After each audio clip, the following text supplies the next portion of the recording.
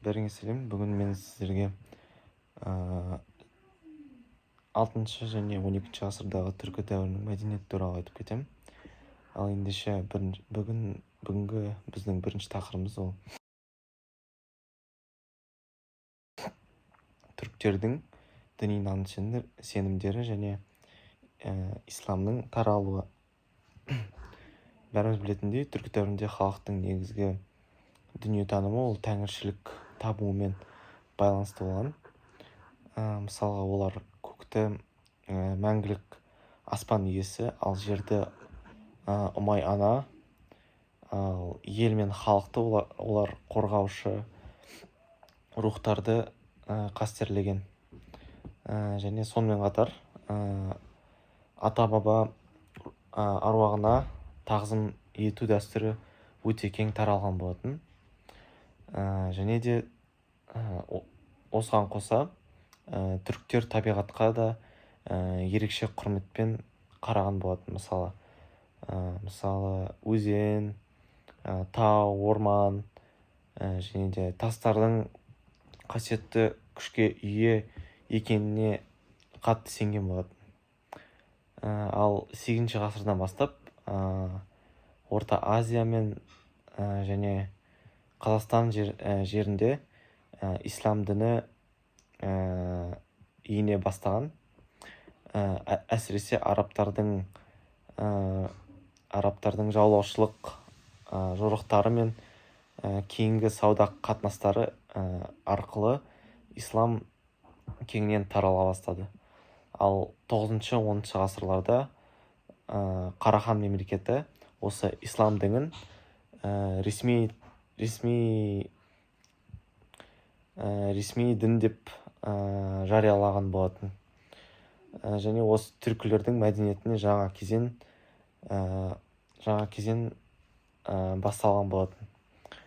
Және осы ислам ғылымның, өнердің, сәулеттің дамуына үлкен ықпал еткен болатын.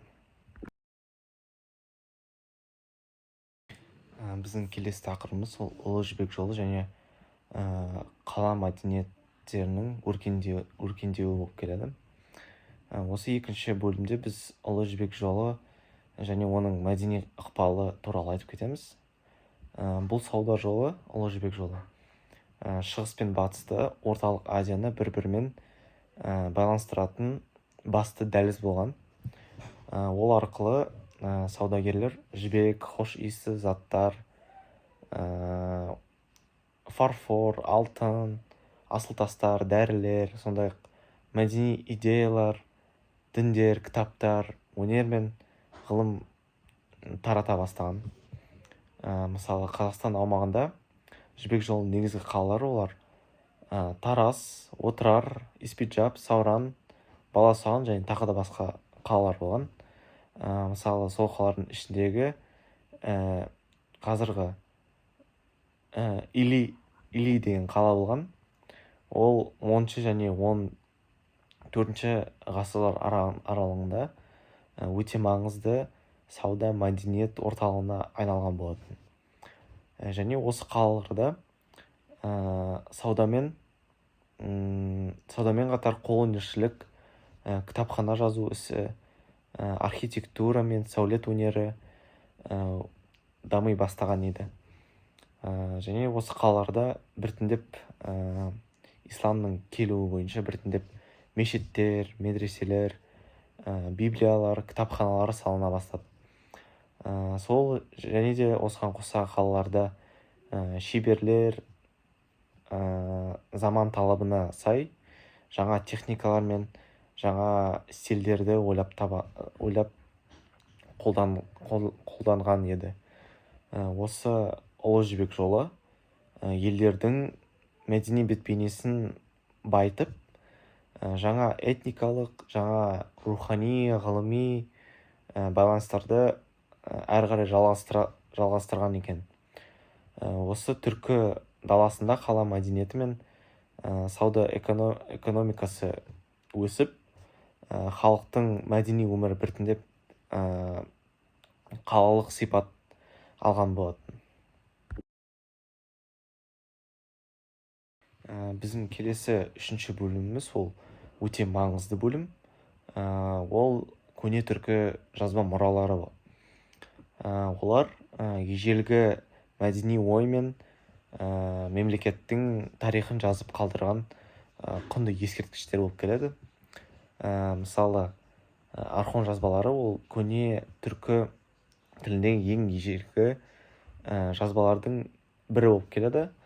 Олар Орхон өзенінің бойында Орхон алқабында орналасқан екі тасқа қашалған мәтіндер.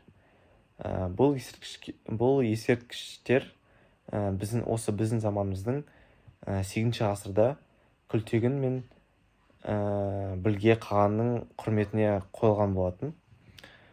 Сол Орхон жазбаларында түркілердің әдет-ғұрпы, қоғамдық құрылымы және олардың көшпелі өмірлері туралы, билеушілердің ерлігі туралы және де халықтың бірлігі туралы өсиет сөздер табылған болатын.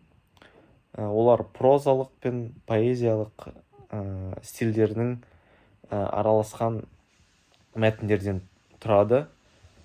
Эпикалық және де олардың эпикалық сипаты бар. Келесі ол бізде Енисей жазбалары.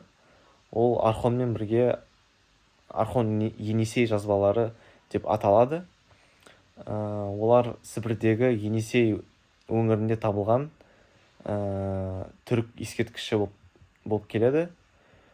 Сол түркі тілінің ежелгі формалары мен руникалық жазуының нұсқалары сақталған. Сол көне жазу жүйесі қожа түрік жазуы 8-10 ғасырларда қолданыла бастаған. Бұл жазу оң жақтан солға оқылған болатын. Рун тәріздес символдарын тұратын алфавиттік жазу болып келеді.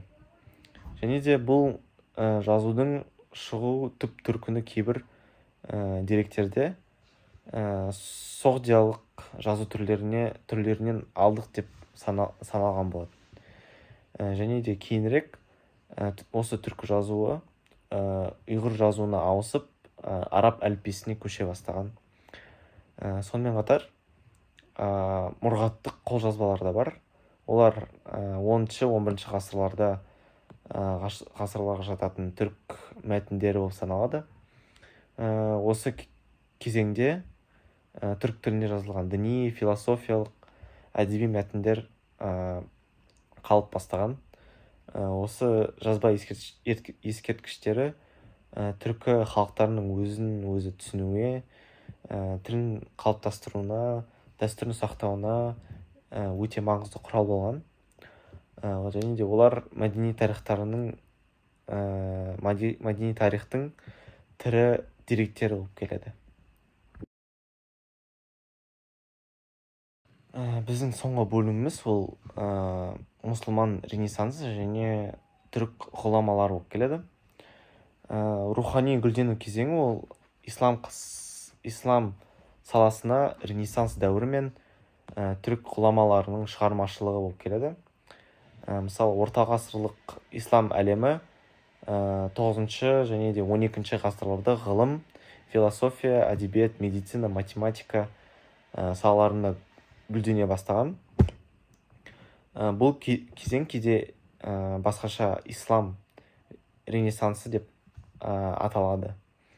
Сол түркі елдерінен шыққан ғалымдар осы өркениетке үлкен үлес қосқан болатын. Оның ішінде Әбу Насыр әл-Фараби. Осы ғалым ортағасырлық ойшыл, музыка, математика, логика, филология саласында өте көп еңбек еткен. Ол араб тілінде Аль-Фарабиус деген атпен танылды. Келесі ғалым ол Махмуд Қашқари. Ол 11-ші ғасырда Дивани лұғат атты алғашқы түрік тілдің сөздігін жазған болатын. Бұл еңбек негізінде түркі тілдерін жүйелеп және де араб жазуына аударуға әсер еткен болатын. Келесі ол бізде Жүсіп Баласағұни. Оның еңбегі құттыбілік, мемлекетті басқару, әділет, адамгершілік және де басқа да мәселелерді ол философиялық тұрғыдан қарастырған. Келесі ол Қожа Ахмет Яссауи.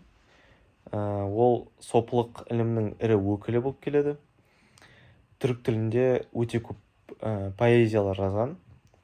Мысалы, оның Диуани Хикмет деген еңбегі түркі халықтарының мәдениетіне ерекше үлкен орын алған болады.